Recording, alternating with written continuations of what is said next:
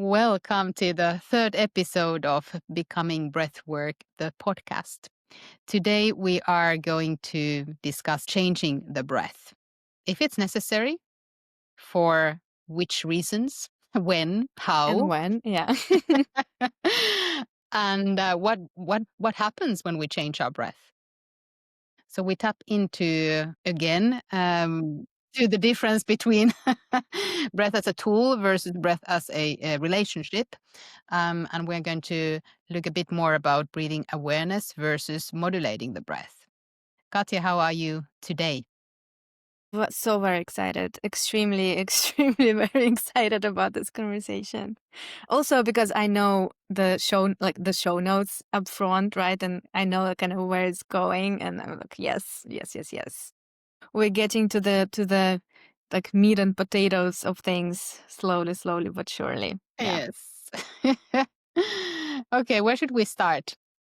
First of all, where does the idea of changing the breath, change the life that we now is the kind of the working title of this of this podcast episode?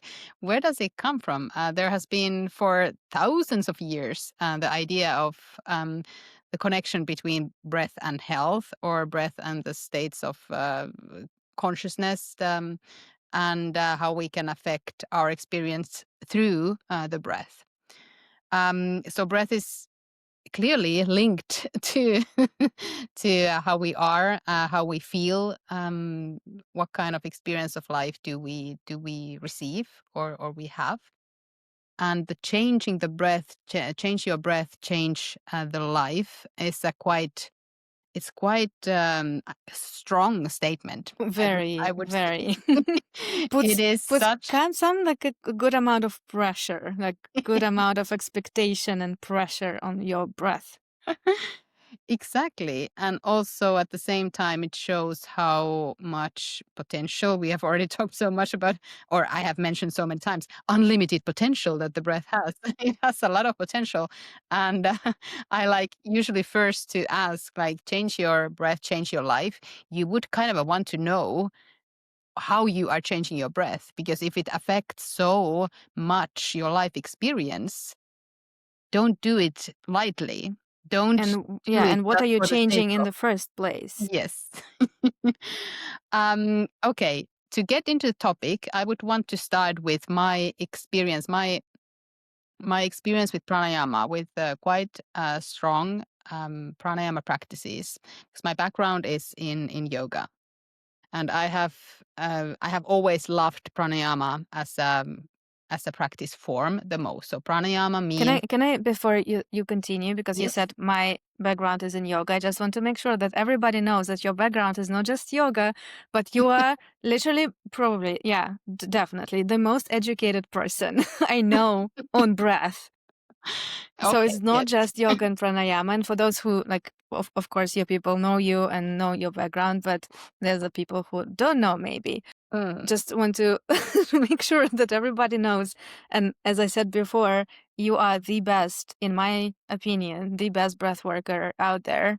Known and unknown, seen and unseen roams of everything, and most educated person around breath in a way that looks at breath in the most all-inclusive way. Mm. So it's not just one tradition of, I don't know, yoga and tantra and whatever, but also you are also educated in neuroscience and somatics. And I don't even know all of the whole spectrum of things, but just to make sure that we're like, okay, we including stuff. Yeah, yeah. Oh, thank you. But when I say that my background is in yoga, is that all started there. My Yes. deep curiosity towards breath started from there. Due to that, I started to have some challenges and difficulties myself, and I also noticed how much it affects how I am, what I am, who I am. Mm-hmm. And those are big questions. And then I'm like, oh shit, my whole life is about breathing. And that's how it started. That I wanted. I had this really deep yearning for to know it all, know everything, educate myself, And how's that going, the all knowing? all knowing. Well, luckily at some point I realized that the hungry ghost is really really present at the moment, where maybe the information or the knowledge is not filling the tank anymore so much. And this podcast, by the way, is one way of exploring further, exploring the topics that I am truly interested in at the moment, and that changes. Like next month, I might be interested in something else. I mean, this podcast stays, but also the topics that we're exploring, they kind of Mhm. reflect where we are on our journeys personally, and you as well, Katja. Hmm. So yes, now third time, it all started with yoga. Yes, tell us. Um, so yes, I have studied, well, first modality in yoga was hatha yoga, and pranayama practices were a part of it from the beginning. So I got really comfortable in changing my breath. So the changing of the breath was not that much present in the asana practice, the postures, the movement practice, but more as a seated practice of changing the breath, modulating the breath, working with the breath. Pranayama means expanding the prana, or if we now translate it very loosely as life force. So basically, it doesn't need to be breath that is the tool, but quite often in yoga, breath is the tool Tool. that is being used in pranayama. And by the way, you can do pranayama without changing the breath. I think this is a really important point to mention, Mhm. because when we are talking about the life force, when we are seeking the expansion or leaning towards expansion, um, changing the breath is not necessary. But for most of us, it brings immediate results. Mhm. And that happened to me as well.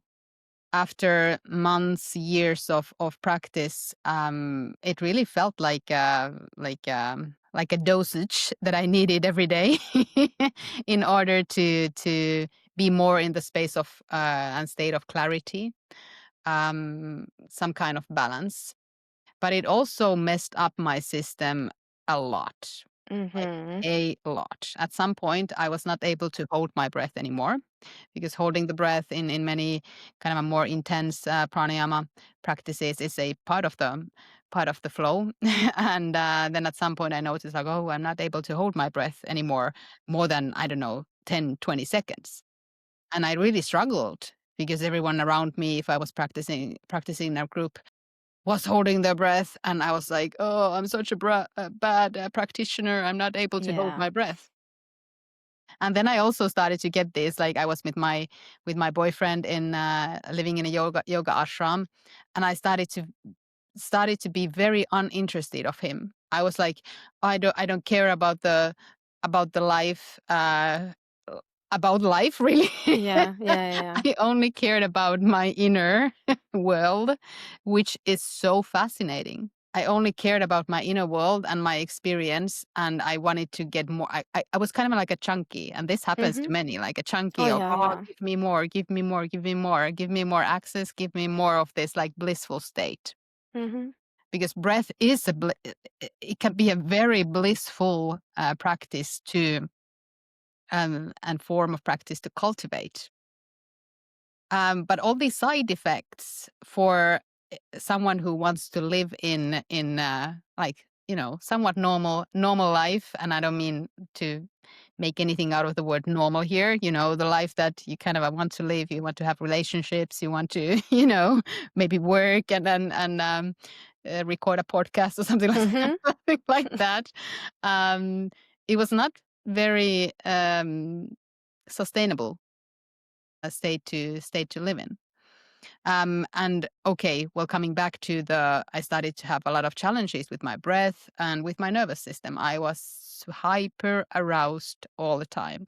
I was a lot on the edge. And then I was like, oh shit, what is happening? I am kind of losing. I really felt now I have more words for it, but I Mhm. started to kind of lose the groundedness in me, and I started to live a lot in the air, kind Yeah, of a yeah, floating yeah. floating somewhere. And floating is a very blissful experience. If you have floated ever, I stay now in Portugal for some months, and I'm floating every day on the water, which is one of my favorite favorite ways of relaxing. um, but yeah, it's not a nice place to live in your own experience all the time. And I didn't have words for this. I was floating. I was really dissociated as well, and I experienced a lot of challenges and struggles with my breathing. I didn't know how to breathe anymore. I was so comfortable in changing my breath that I didn't know how to breathe anymore, what my breath is, where the ground was. And when you lose access to that, or when I kind of lost access to that, I felt that I'm losing myself. I don't know who I am anymore. Even though I started the practice, or I got really hooked on the practice from this idea, like I want to know myself more. And then at some point it flipped into I don't know I don't know who I am anymore, where I am, where do I stand, where's the ground, what is stability, because my natural breathing patterns became distorted and I didn't know how to breathe anymore. So yes, we can call this dysfunctional breathing, but now we are focusing on the changing the breath and and what that can mean. Mm-hmm. Hmm. Now that I've shared that, you are taking notes, I see, Katja. As per usual. Yes. Um, Hmm. yeah, there's a very good point. And I would say also, I know definitely my people who studied with me, we have these conversations quite a lot. Not specifically in the context of breath, but any kind of practice can be a practice of transcending and ascending and removing yourself, the self, from the physical experience of living in a human body. Hmm. And any kind of practice be the opposite of that is can be about embodiment, incarnation, inhabiting the body. And a lot of the times this is something that is happening collectively, like in this whole healing healing. We will talk about at like at some point, one of the episodes we definitely will have like a whole healing situation, mainstream contemporary practices. Hmm. um a lot of it is actually built for escaping and bypassing and transcending and ascending and whatnot to be removed. And then again, I've seen it and I experienced it as well. There's so much, um, again, dysfunction, quote unquote, that comes from that because you have these experiences and you're being told by authority figures like coaches and gurus and whatnots to like do this, the bliss of life and da da da. And then we come back to the quote unquote the real life. And this is, I heard people say this so many times. No, now I have to go back to my real life. And then there's this disconnect happens more and more and more. And you come even like a weekly or whatever, like yoga practice, breathwork practice, plant medicine, a lot of this is happening in the plant medicine communities. Again, I'm generalizing, not everybody, not every community, but a lot of the times. We kind of get into this practice of pendulating between I do my practice and I feel this bliss and altered states, but then I go back to my real life and it sucks and I don't want it. And I'm going to blow up my life and quit my job and quit my relationships. And, like, and a lot of people end up with completely like, now I'm broke. I broke off all relationships. I'm all alone now. Yeah. Like, what is happening? So to me, this is not healing at Hmm. all. This is kind of the opposite. Because what it does, it creates more fragmentation in the experience. For Absolutely. me, it's all about incarnation, embodiment, integration of both. Hmm. Um, And what? and Yeah. yeah. Continue. I'm just adding one question. And what would that mean for you in a breathing context, as a practice, as a form of Mm. tapping into the breath? Yeah. Elaborate if you can. Yeah. I would like, as of now, in my current state and current understanding of things, I do not have a practice that is separate from life. Mm, At this point, I almost like, I have my sit spot, and I like often sit in nature and just like in relationship and communication with things, but I don't do a practice that is kind of, um yeah, something that is happening also a lot is that we live life, and the life does not feel sustainable. mm, The pacing is off, the relationships are off, the whatever, like it is not sustainable for the needs and mm, the self. mm, And then what tends to happen, then we learn about like healing and nervous system regulation and breathwork practices and whatever practices. mm, And then what tends to happen, again, I've seen this so many times playing out everywhere. We store things in the quote unquote the real life. mm, Then we have a practice and we cry a little, scream a little, like whatever, like shake a little, whatever there's happening, there's some discharge of this build up because of the storing. And then we go back to the quote unquote the real life. mm, Again, not the healing for me. I don't want this. mm, I want to be able, through my breath, through the relationship with my tissue body, through the stability of my bones, I want to be able to live life as I live it. I want to be able to digest life experiences as they happen. I want my breath to be as responsive as it can be. And I want the electricity of my fascia to move freely through my body mm, as things happen. And so, in this sense, I do not differentiate between the experience and the real life, because all of it is real life, and all of it is very much integrated at this point. mm, mm. Yeah, and I love that, and I actually think that now that I talked about pranayama and I said that you don't need to change your breath, you don't need to have a formal practice either. At some point, again, let's add at some Yes, point, yes. because you need to have quite a lot of access to Yeah, the stuff in the moment, in the heat of the moment when life happens. correct. Correct. So of course the life is also fluctuating and there are oscillations, and sometimes you have like calmer times, you have more access, you have more space, more time. But m- how can you make more space and have those openings there also in the heat of the moment? That's the wizardry that you often talk Yes, about. correct. And breath is one big opening. Like, I mean, it is very, very accessible to most of us, and that's something that we can always develop, or we can have more access to that. And I have one thought that I want to say, because this is often what I also teach in my trainings. I like some people have this aversion towards breath and breath work and Yes. breath awareness and breathing practices, saying like those are not for me. And I find this a very, or I don't know which word to use, but a very drastic statement. Hmm. I don't like breath awareness. Breath is not for me. I mean, you are breathing. Like Hmm. Hmm.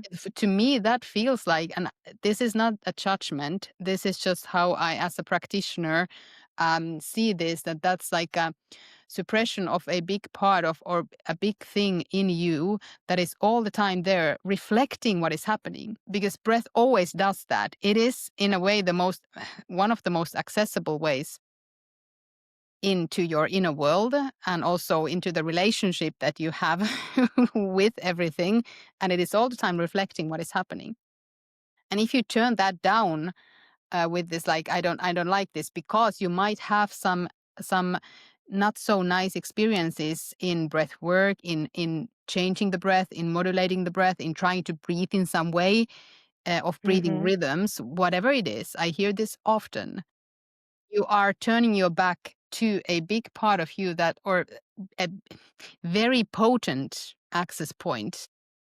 With a very good reason. Yes, right? It exactly. always happens with a very, very good reason. Yes, Because exactly for the reason because breath can show you things and lead you places that nothing else can. yes, exactly.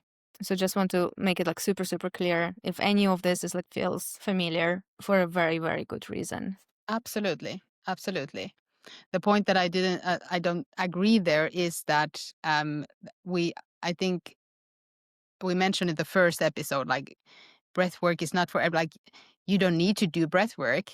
I mean, that's like you don't need to change your breath. Mm-hmm. But I find that the that breath awareness and having that access and that cultivation of relationship with your breath to most of us is very, very beneficial as an access point to the self, and to kind of a you in this world. I would say. And Mm. this is another big point that I also want to add into the into the whole soup of things. Yeah. The experience of self. Mm. Many modern humans do not, and again, this is not a judgment, this is a observation from a practitioner point of view, and just kind of a um an invitation for inquiry around your own experience, and this is a part of human condition, Mm. not conditioning, condition, human condition, to be separated and fragmentation with the self, with the deep self. Right? So a lot of modern humans, we just do not have the self.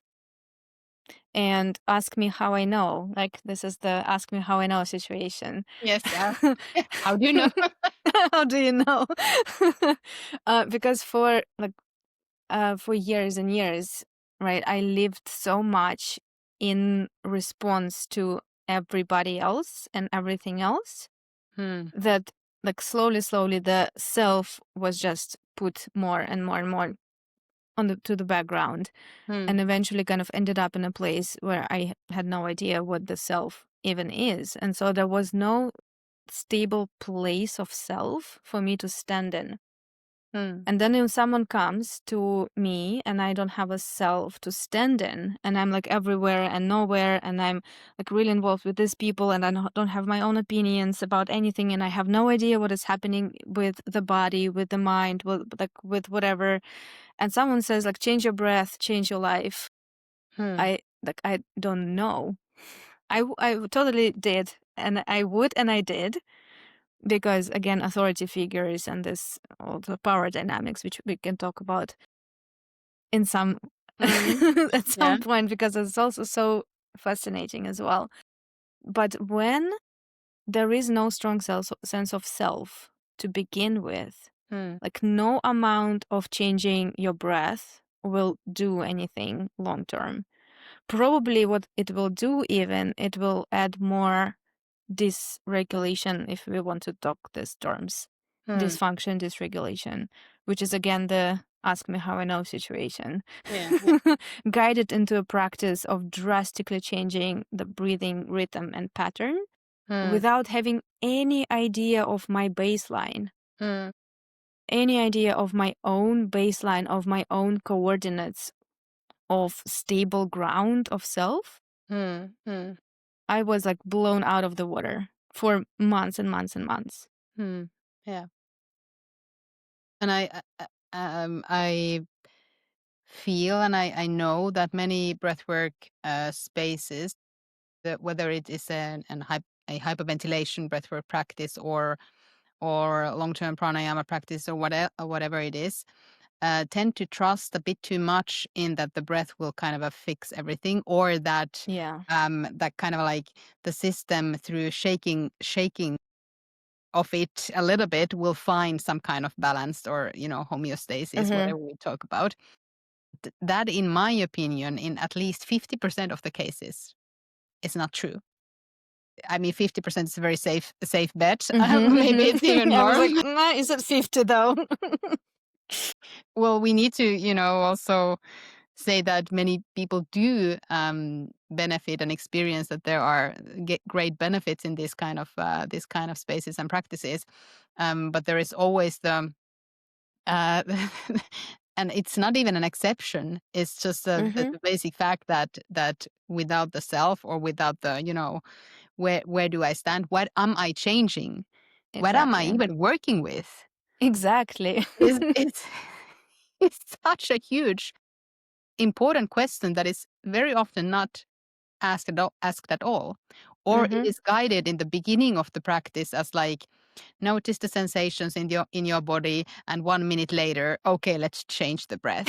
Yeah. Like, that's not enough. The 1 minute is not. It's Mm-hmm. definitely not enough for, you know, landing, arriving, being with the living sensations of the system, which then again might increase the knowingness that what is happening, the knowledge of Mm-hmm. what is taking place. Where am I? Who am I? What am I? Yeah, all that. And one, I think it's worth mentioning here. One important thinker who has impacted my thoughts about breathing is George Gurdjieff. I think it's not pronounced George in his original language. He was Armenian, Mm-hmm. philosopher, um, teacher, spiritual teacher, also movement teacher, mystic.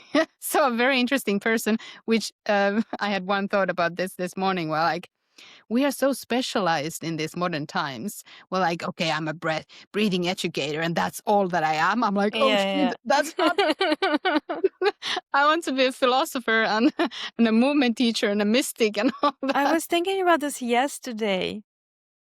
I was like, if I wanted to, I could teach breath and movement and somatics and energetics and working with and like and this and this Yeah. and this and this. And I was like, oh, this is interesting. But yes, exactly. Yeah, we're way too specialized these days. Mm. But he was very clear on that changing the breath should never happen as the first or second or third or fourth thing to do, um, because exactly why we, like what we have been talking about, that you should know what you are changing.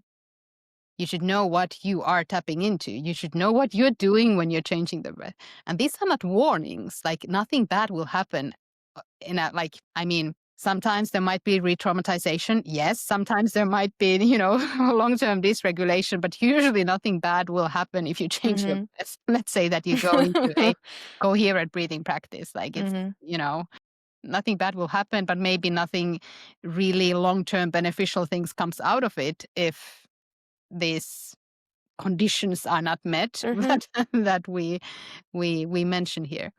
But yeah, he um, warned that manipulating or changing the breath without sufficient knowledge of the system can over time cause many problems.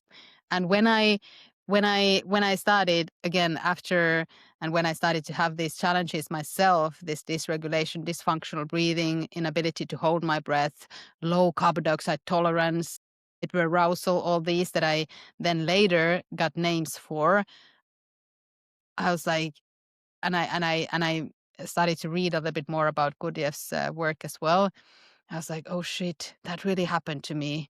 I have many problems now.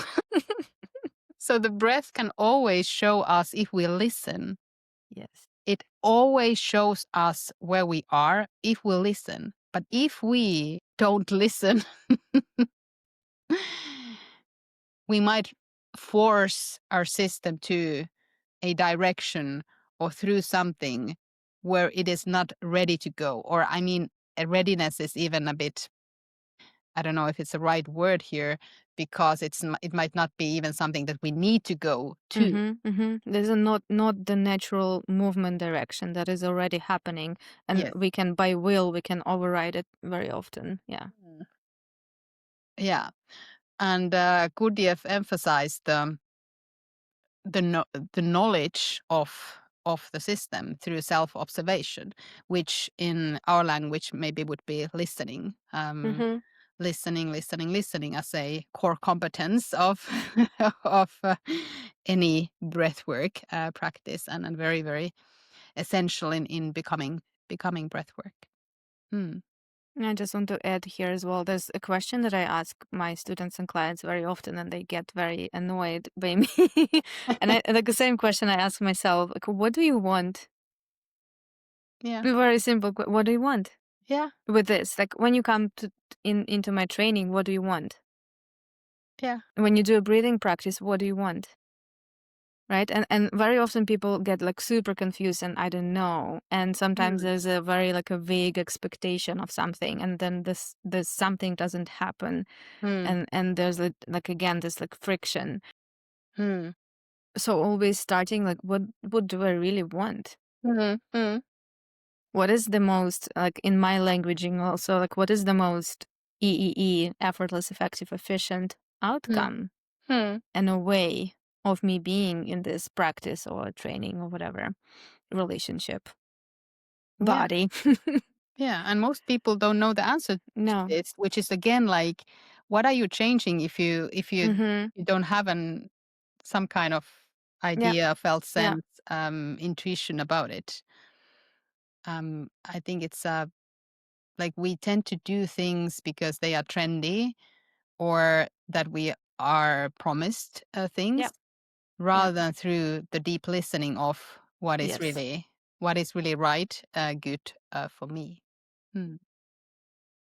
And also, if someone says like, "Oh, release your trauma through this Oh my, through oh this yeah, method," yeah. I'm like, "Oh, but I do have some some things that I I do would some want things to." to release.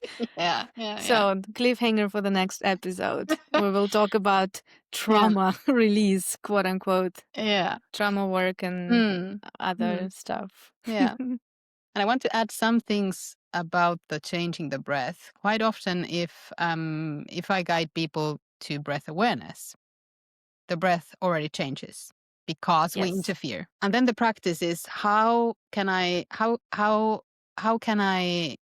let the breath be and not interfere too much or at all? I mean, I don't know if there is an at all, if it's possible. I feel that it is possible, but I Mm. do know from experience that it's very, very challenging to let the breath breathe and not interfere. So usually, whenever breath is mentioned, we already change the breath. Yeah. Deepening into the belly. We have this it's just like a moment, like, oh, I forgot to breathe, and now I breathe. Uh-huh. And Oh, this is you have talked a lot about this. Like, do we forget to breathe, or is it just that we are in this moment we feel like, oh, but I didn't have control over something. Now Mm, let me get into that. yeah, Let me exactly. get back to the breathing. It's a very, very interesting point, and usually how I teach about it or talk about it is that like becoming more and more aware of that moment when you kind of catch yourself and you think that you need to catch your breath as well, versus can you allow that moment to be, because then the true presence or the I Exactly. amness Yes. can can eh, can Exactly, because become the true, yeah. exactly, because there's already a natural movement direction that needs to be completed in some way. Hmm. And then the will comes in, the thinking mind comes in, the control, oh, let me override it again and again and again. Hmm. Hmm. Something that happens also, again, also because I have my background is in yoga, Hmm. as in it started at some point with yoga. Hmm. A lot of the times that was cute to me, and then I was using it as well. Like you're somewhere in a complex shape and it's quite difficult to breathe, and then like don't forget to breathe. Hmm. Hmm. Right, and I talked about this like with you as well. I I get so annoyed currently by this phrase when someone tells me don't forget to breathe, and I like, did anybody ever forgot to breathe in your class and died? Like, what is happening here? Because don't forget to breathe. It kind of immediately brings you into the override of like, oh, let me take a breath. Hmm. Because it was challenging, right? The breathing was challenging, the body was challenging, and something just kind of the movement changed. And by movement, I don't necessarily mean just the physiological movement of body and breath, but the energetic movement of a wave of experience. Hmm. It changed, possibly got stuck somewhere, But by overriding, we just override. But by listening and getting to know it like really, really well, that is what's bringing completion. And that's what's bringing the capacity to process life as life happens. Yeah, exactly. And this corresponds very often with that we are also somehow refining the language of the breath. We notice that we are actually breathing. We didn't forget to breathe. We might have holding patterns. Maybe we record an own episode about those. We might hold our breath a lot, but it always comes back. And I work quite a lot actually with people who have lost the trust in that breathing will breathe you. Yeah. Which is a very, very big disruption in the trust of the relationship and in trust of life in general. The effortless, efficient, easy effortless way of being in life when you lose trust in your breath. And we will also mention in later episodes, I want to talk a little bit more about hyperventilation and how some breathing and breathwork spaces can actually, through modulating the breath, can help to restore the natural flow of the breath. So we are not we are holding all the doors open, at least most of the doors. We're not closing them. We're Most not of them. pushing them. Yes. But we want to discuss about these things that are not very often discussed about. And we also want to hear your thoughts, your feedback, and send us questions so that we can elaborate and we get more material to talk about.